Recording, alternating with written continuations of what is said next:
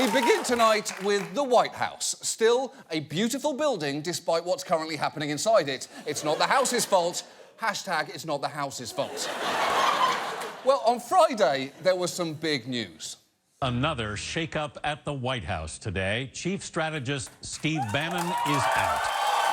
Yes, Steve Bannon is gone, presumably to spend more time sucking his own cock.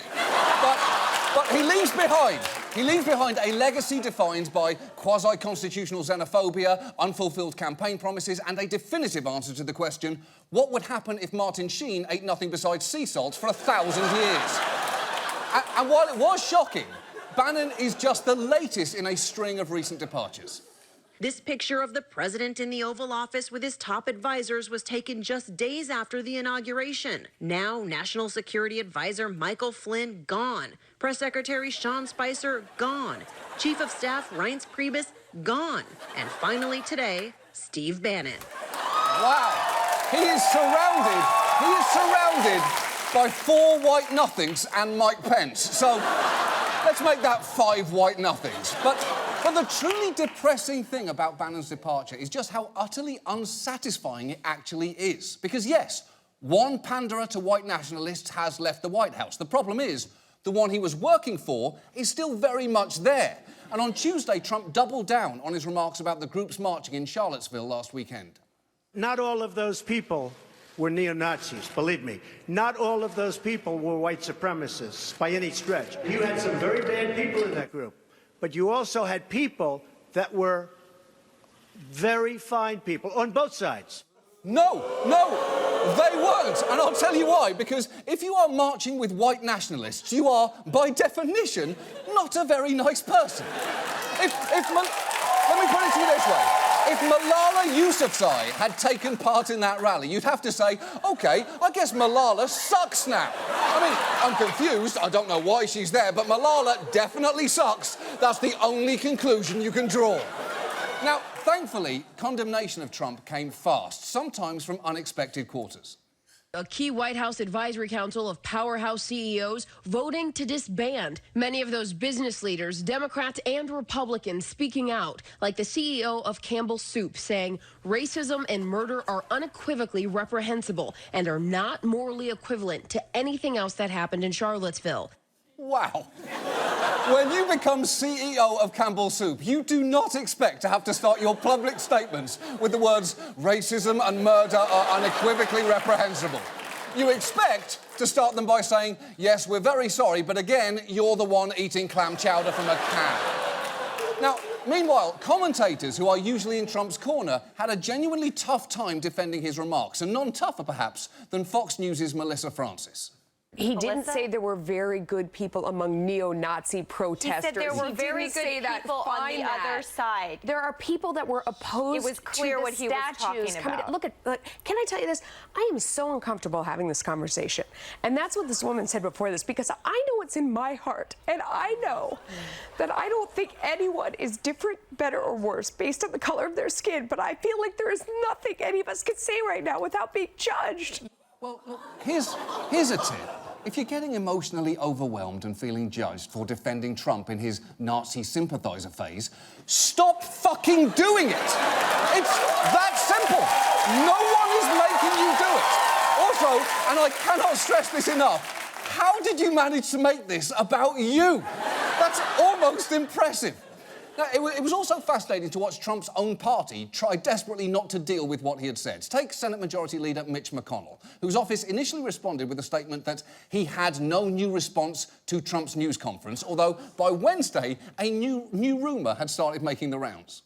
Sources close to Senate Majority Leader Mitch McConnell describe him as very concerned and very upset. McConnell's office denies that. Yes, that's right. Mitch McConnell had the moral courage to deny anonymous sources who had said he had some moral courage. I will not stand idly by while people drag my name out of the mud. Leave my name in the mud where it belongs. Now, others tried to delicately thread the needle, condemning the Nazis without explicitly mentioning the president. Take Paul Ryan, a man whose spine ran away from home 10 years ago and is now living on a spine commune in northern Vermont.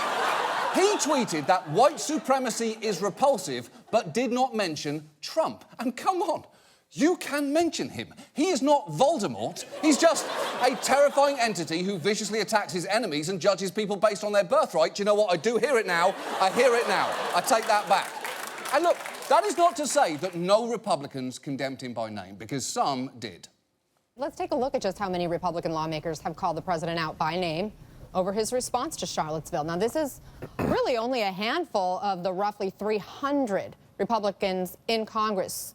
Exactly, and that's actually generous, because that graphic includes John Kasich, who isn't even a member of Congress, and Jeb Bush, who holds no government position whatsoever. He's currently, and this is true, running his own frozen yogurt shop in Orlando. Apparently, their tropical mango flavour is fine. It's fine. It's not going to change your life. It's fine. But the fact is, after the President of the United States implied that good people were marching with Nazis, the overwhelming majority of Republicans opted not to condemn him. By our count, out of 292 Republican members of Congress, only around 54 could be bothered to unequivocally condemn Trump by name, and that is less than 20%. And the problem with not mentioning him is that suggests that he is somehow not a key part of the problem here. So, in the words of the poets Beyoncé and the other ones, say his name, go right on to Fox News, say, Donald, I condemn you if you ain't running game. So look, although this week has been repeatedly called a turning point, much as though I would love to believe that, I really don't see it. Because every day has felt like a turning point. We're not so much turning anymore as spinning. We are basically on a carousel that will not stop. We've vomited so much there's nothing left to throw up, and there's just no way to get off because an unstable race-baiting carny is operating the controls. And we're probably going to go through a lot more before Republicans ever decide to do anything, because the hard truth here is that nothing is really going to change in the White House until one more person in that photo finally gets shown the fucking door. And now, this. And now, local news answers the question, should you stare at the sun? By now, it's been pretty well established that you should never look directly at the sun. You'll risk permanent eye damage if you look at the sun without proper eye protection. Peer through a dark beer bottle? Wrong. Spray paint glass? Don't do it. Never, ever do not look at the sun like this. We cannot stress this enough. It is always dangerous to look at the sun. You cannot look at the sun or else you'll be taking a trip to the hospital. You're not supposed to stare right at the sun unless you hate your eyes. Be warned, you could go blind. You're not going to go blind, but it is going to cause significant damage to your eye, according to my optometrist. There is actually no amount of time that's safe to look at the sun. If you look at the sun through a telescope without an appropriate filter, you'll lose your eye pretty much instantly. Do not stare at the sun. Obviously, do not stare at the sun. Don't stare at the sun. Don't stare at the sun. Don't stare at the sun. It's the last time I'm going to say it, folks. Do not look at the sun. Despite all the warnings, everything we've been talking about for like a year about this eclipse, you're going to look straight into the sun. Yeah, I'm afraid I am. Yes. Moving on. Our main story tonight concerns nuclear waste, the worst type of garbage for raccoons to get into. Now, it's a substance that we all know is dangerous, thanks to movies like this. They tormented him until he had a horrifying accident and fell into a vat of nuclear waste. Melvin became the Toxic Avenger, the first superhero born out of nuclear waste. His face is so terrifying. We can't show it to you now. You'll have to see the movie for yourself. Honestly, you really don't need to see the movie, because his face really isn't that terrifying. This is it. I mean, it's bad, but it's so ugly, it's almost cute again. It's like someone melted a candle shaped like a pug. But the point here is, nuclear waste, the radioactive and toxic byproducts from making nuclear energy and weapons, is a serious health hazard, and America has a lot of it. There are more than 71,000 tons of nuclear waste stranded at the nation's 104 reactors. Put all those spent fuel rods together and you'd get a pile as big as a football field and more than 20 feet tall. Or you could put them in a pile as big as 2 football fields and 10 feet tall, or half a football field and 40 feet tall, or 20 football fields 1 foot tall. The point is, we have a lot of nuclear waste and it's very fun to play with. And look, that is just the waste from nuclear energy. We also have more than 100 million gallons of hazardous liquid waste from producing weapons. And you may live closer to nuclear waste than you think. 1 out of 3 Americans live within 50 miles of high-level nuclear waste, some of which, like plutonium, is lethally dangerous and will be around for an incredibly long time. Even microscopic amounts of plutonium, if ingested, are deadly. One of the characteristics of it is it has an extremely long half-life. Plutonium-239, for example, has a half-life of about 24,000 years. It's true, 24,000 years, and that just scratches the surface. It takes 10 half-lives for plutonium to become harmless. So that's 240,000 years, a unit of time more commonly known as 1 English patient.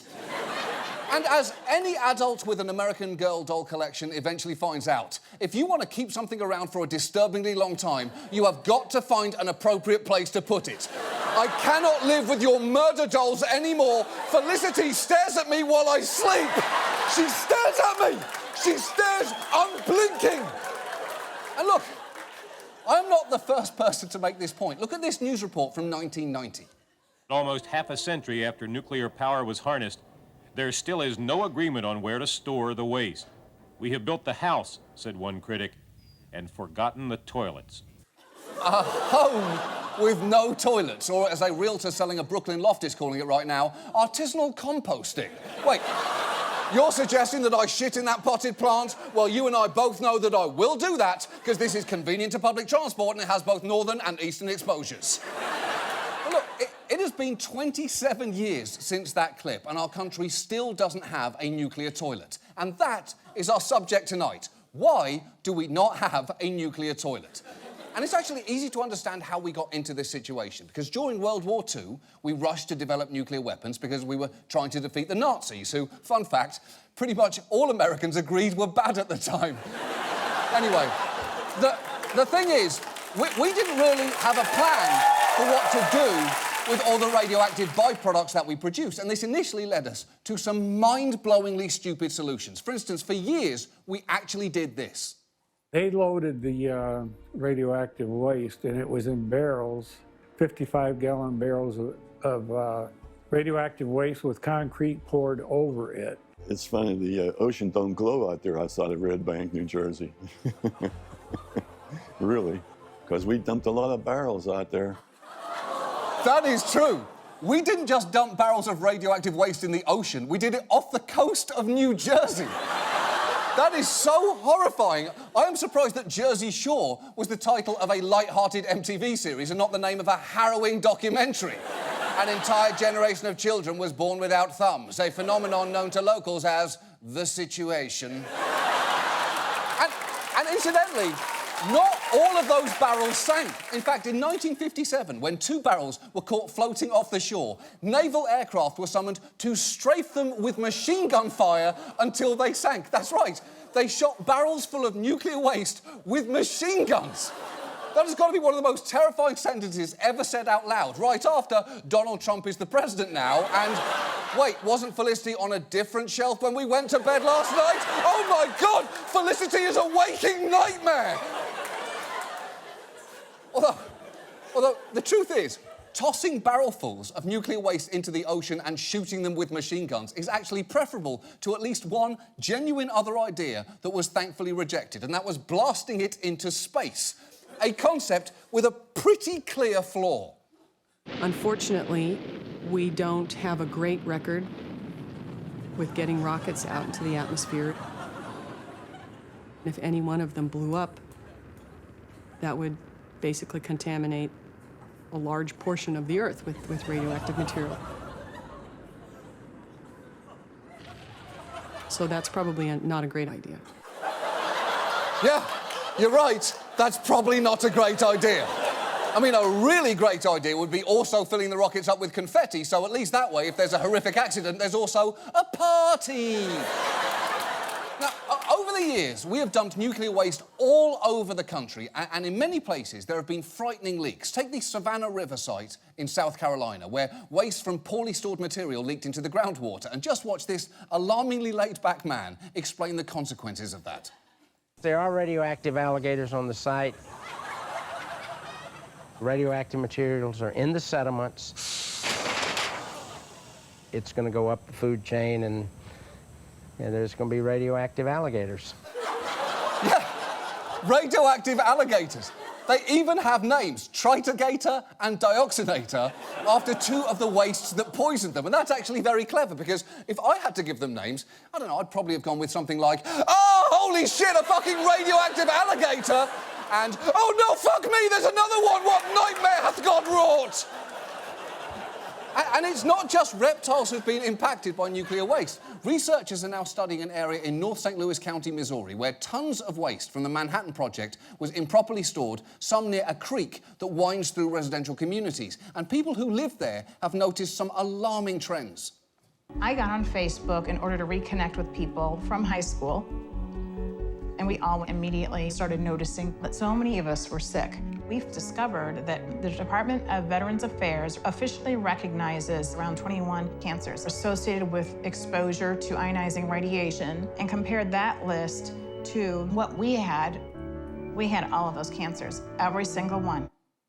That is an incredibly depressing thing to discover on Facebook, and it's hard to know how to respond. I mean, you definitely don't want to use the like button, because then it looks like you really like the fact they just got cancer. Now, there is that new sad emoji, which would really be perfect if you hadn't already cheapened it by using it to respond to the news that Chris Pratt and Anna Forrest were separating. I mean, it is sad, but it's not 21 cancer sad. It's 9 cancer sad, tops. The point is, thankfully, 60 years ago, our government and the scientific consensus came up with a solution. In 1957, the National Academy of Sciences issued a report urging the creation of a permanent storage facility deep underground, basically a nuclear toilet.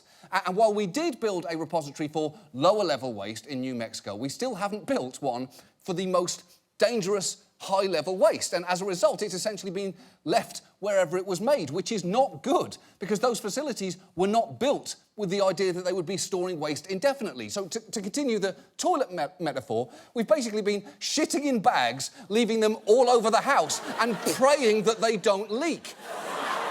And the most frightening example of this is the Hanford site in Washington state, which created 2/3 of the plutonium in the US arsenal and is currently storing 56 million gallons of highly toxic and radioactive waste underground. And over the years, there have been so many issues at Hanford that they've achieved a dubious honour, as one local news station reported, with an almost prideful tone.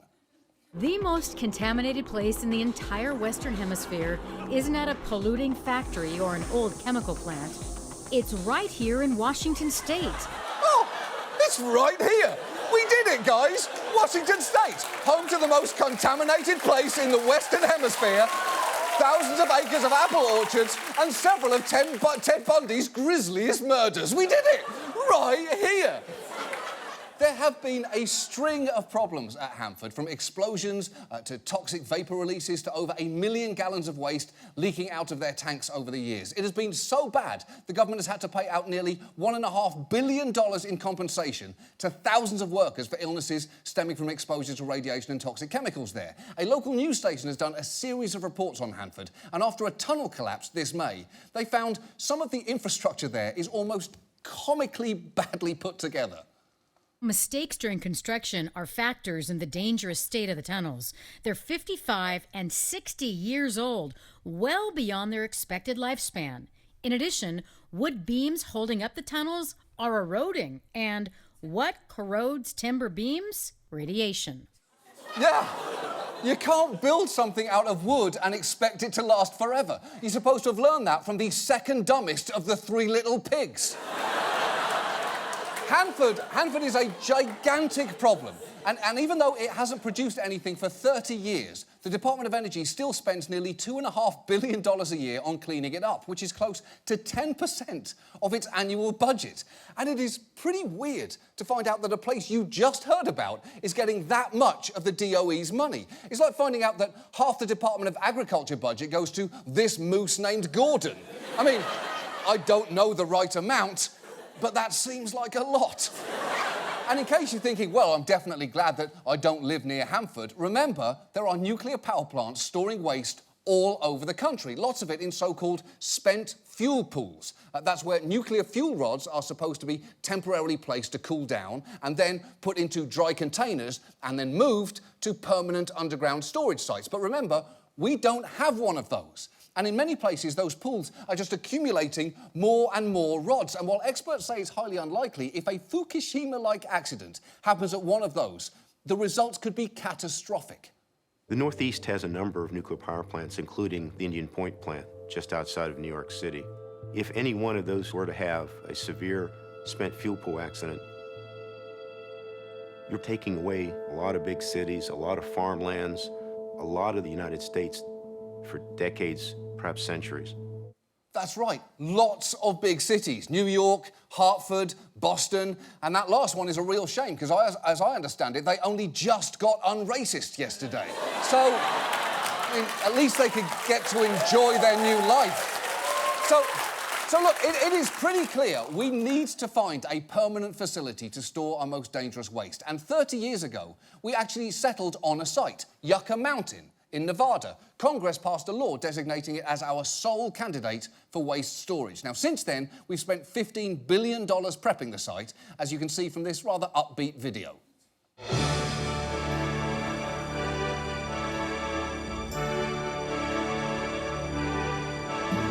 Located about 100 miles northwest of Las Vegas, Yucca Mountain is the most thoroughly researched site of its kind in the world. Experts throughout the world agree that the most feasible and safe method for disposing of highly radioactive materials is to store them deep underground. That's right. The best place to put nuclear waste is in a hole deep underground, much like Felicity. Wait, if she's not there, where is she? Oh, Jesus fucking Christ! Fuck me! Jesus fucking get the fuck out of here!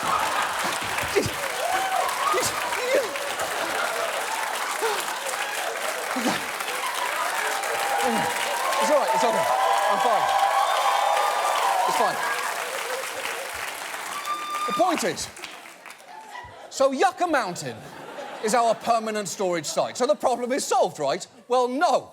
Because while the site has been deemed safe and the people in the immediate area, Nye County, actually support the project, many Nevadans elsewhere in the state really don't want it. And their former Senator, Harry Reid, lobbied hard, eventually managing to get Yucca shut down. Now, to be fair, he did have an alternative plan for all the states sitting on their nuclear waste, but to put it mildly, it was not exactly scientifically sound. Leave it on site where it is. Leave it where it is, in dry cast storage containers. If you were smart, what you would do is leave it where it is. If you're smart, what you would do is leave the thing where it is terrible advice for dealing with nuclear waste, although it is coincidentally the title of Britain's best-selling book on parenting. But here is the truth. The scientific consensus for decades has been that leaving it where it is a really bad idea. The shuttered power plant at San Onofre in California is storing nuclear waste, and it's on a fault line right next to the ocean. And that sounds like something you learn in the first scene of a movie starring The Rock that you watch on a plane. And look, maybe Yucca is the best place to store our growing supply of radioactive garbage. Maybe it's not. I am not a nuclear scientist, I just have the face of one. And our new Energy Secretary, Rick Perry, yes, Rick Perry, has said that he is optimistic about fixing the whole problem, which does sound great, although he didn't exactly do a great job at dealing with this disaster.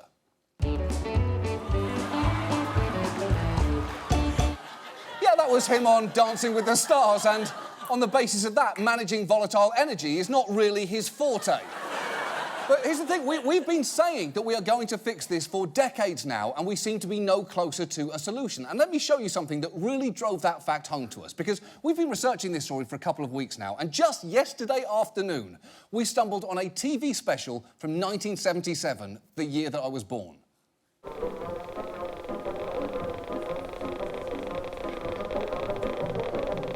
NBC News presents Danger, radioactive waste. Yeah, this problem is so old, they reported on it back when the news was kept in an America-shaped vault that you had to open with a crank. And as we watched that yesterday, we gradually and chillingly realised that by pure coincidence, it hits every beat of the story that we just told you. It opens with footage of sailors throwing barrels into the ocean. It looks at the facilities at Hanford. It talks about radiation's impact on workers and on families who live nearby. And while it doesn't have a radioactive alligator, it does have radioactive cows, which is still good, although I did prefer our alligator. I liked it when he went... But the most chilling moment in that documentary might be the one where they sit down with someone in authority and demand to know exactly when this will be fixed. When you ask when the problem will be solved, you get answers like this. What's the realistic timetable? Realistic timetable is scheduled to have a repository in operation by 1985, with the selection of the sites by the end of 1978 for detailed work. Exactly. Nuclear waste is a problem that we were supposed to have dealt with in the 1980s and still cannot solve, much like this Rubik's Cube that I always carry with me. You are my Jean Valjean cube, and one day I shall defeat you. And at the end of that special, remember, 40 years ago, the correspondent delivers this special message. The waste increases every minute. The solution of where to put it is years away, and none of the previous solutions has worked.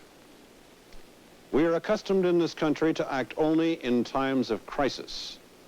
But with nuclear waste, when the crisis comes, it will be too late. And that was from 4 decades ago. We have already waited way too long to resolve this issue, and we are dancing with trouble here. So if anyone says the government can just continue to wait, they are, much like a house with no toilet, absolutely full of shit. And now, this. And now, some of the actual responses from potential jurors excused from the Martin Shkreli trial. I'm aware of the defendant, and I hate him. No, no, no, no. By the time I came in and sat down and he turned around, I felt immediately I was biased. He kind of looks like a dick. When I walked in here today, I looked at him, and in my head, that's a snake. Not knowing who he was, I just walked in and looked right at him, and that's a snake. I think he's a greedy little man. You'd have to convince me he was innocent rather than guilty. The only thing I'd be impartial about is what prison this guy goes to. Is he stupid or greedy? I can't understand. He disrespected the Wu-Tang Clan. Wu-Tang Clan ain't nothing to fuck with. That's our show. We're off for the next couple of weeks. Back September the 10th. Thanks for watching. Good night.